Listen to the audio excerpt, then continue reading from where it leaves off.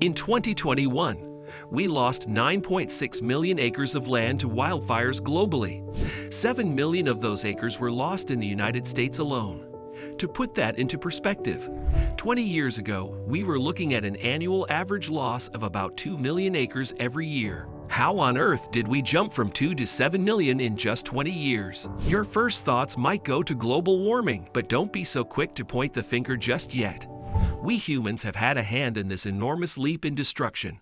And oddly enough, it started off with good intentions that actually decreased damage from seasonal fires very successfully for almost 100 years.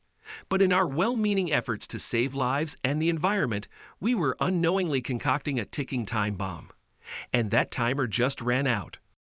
Let's explain what we attempted to do and how it backfired on us before we bring in a very unconventional solution. In the 1930s, the U.S. instituted the Forest Service, and thousands of men set out to build fire towers, put out blazes, and enforce the implementation of fire regulations. They also introduced Smokey the Bear, a furry mascot to educate the public about forest fires. The massive nationwide awareness program worked even better than anyone could have hoped for. The number of annual fires went down, and people were careful to put out campfires and became adept at following evacuation protocol. It looked like we were winning the war against wildfires. But what we didn't account for was that naturally occurring fires were, well, natural. And they served a pretty important purpose in the ecological world. Small-scale fires, usually caused by lightning, burned out the older and less nutrient-dense upper portion of the soil, exposing richer underlying sources for new growth to sprout from. Even the grand sequoia trees require the harsh heat of seasonal fires to open their seed pods. They quite literally adapted to make flames vital to their reproduction. Further, these small-scale annual blazes prevented overgrowth, allowing for all plant life to have a better distribution of nutrients without fighting for sustenance in overpopulated soil. Very much like the practice of culling a herd to reserve resources for the next generation, foliage needs that too. And pockets of less dense growth had fires fizzling out after just a few hectares when they ran out of kindling. Wildfires, when they occurred naturally and in spaced-out intervals, were evenly spread out and in small increments. Not at all the hellfire waves of widespread destruction we see today. We took away a much-needed seasonal cleansing of the land and encouraged dangerous overgrowth, and an increasing amount of dead and dry foliage just waiting to feed a spark. Fast forward to our current day. Forests have now built up a layer of dry and dead fire fuel and combined with densely packed trees. Wildfires have all the dry kindling they need to spread farther than they normally would have, and more than enough wood to keep flames burning longer and hotter than ever before. Now they rage across the land, decimating entire species, taking lives and homes and leaving behind them an uncontrollable inferno that swallows up everything in its path. Efforts to control this increasing seasonal death trap aren't working. Despite hundreds of hard-working firefighters, there will never be enough hands available. Farmers have banded together to create barriers, donating their own heavy machinery to create fire barriers between their farms and the forests. Helicopters, planes, and drones are deployed in droves to help combat the inferno. But still, with all of our immensely expensive efforts and thousands of volunteers, we are losing the battle. Now that we know what the problem is, our efforts to solve it are such a huge undertaking that humans alone aren't effective or fast enough to clear the vast swatches of mountains, forests, and ravines in the United States. Attempts to clear the upper layer of dry organic matter is a costly and dangerous one. Equipment, paid labor, fuel, and supplies are expensive. And dry river beds, hills, crevices, and rocky landscapes make for dangerous conditions for workmen. And even if they can scale these rough terrains, their tools just aren't sufficient enough at clearing the dry layer of mulch just waiting to ignite. Even when men and machines work together, it takes months to clean just a few acres. And heavy machinery cause more damage to strong and healthy trees than they should. They turn over soil, killing off microbial life, and exacerbating future erosion. If we continue to use them, we might very well be looking at another Depression-era Dust Bowl situation. But what if we told you that there's an ingenious solution that will cost less than 10% of our current wildfire disaster funds? It leaves behind no damage, no exhaust fumes, and is faster and more effective than any human means. The answer lies with the living, breathing lawnmower of the livestock family, the goat. This hungry and adorable little glutton is the eco-friendly and cost-effective solution that we all need.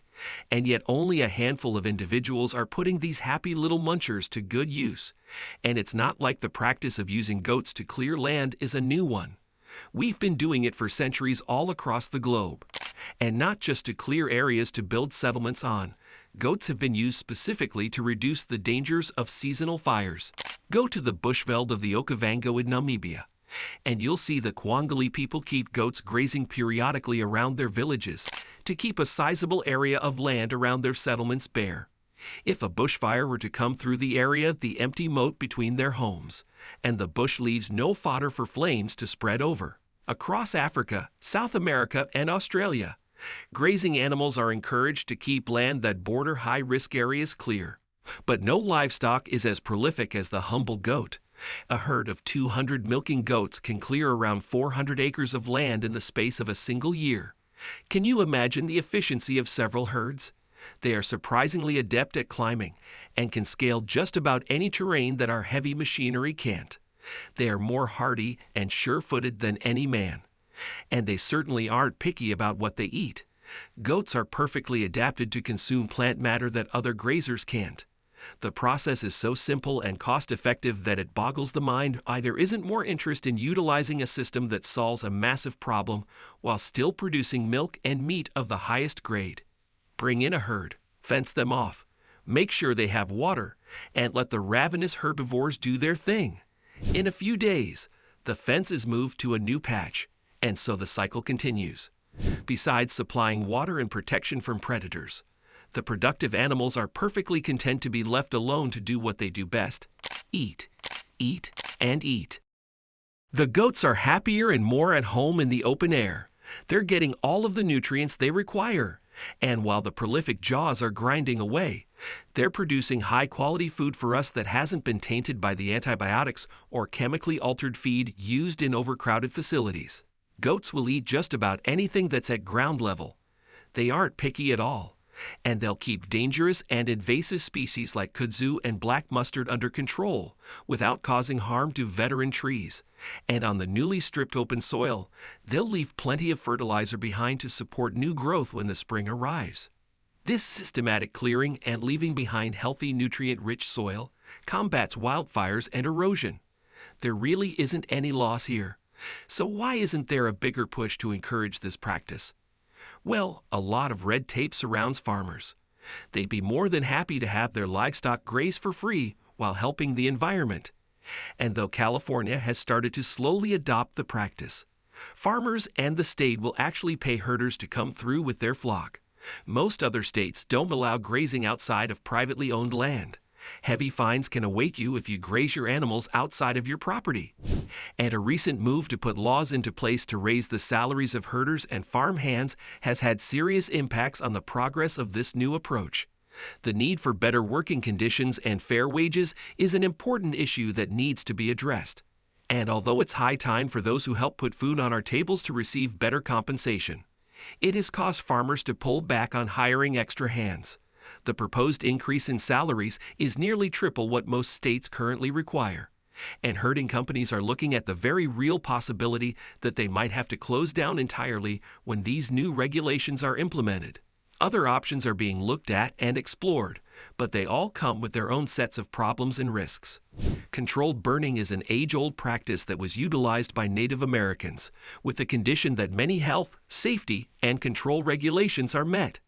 Groups of trained individuals come in and set strictly controlled fires to burn away the flammable top layer in designated areas. It's an effective approach, yes, but applying for permission is a lengthy process.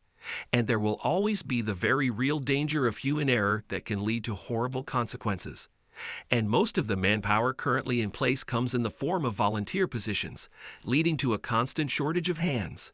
Heavy investment in new technology to help firefighters on the ground.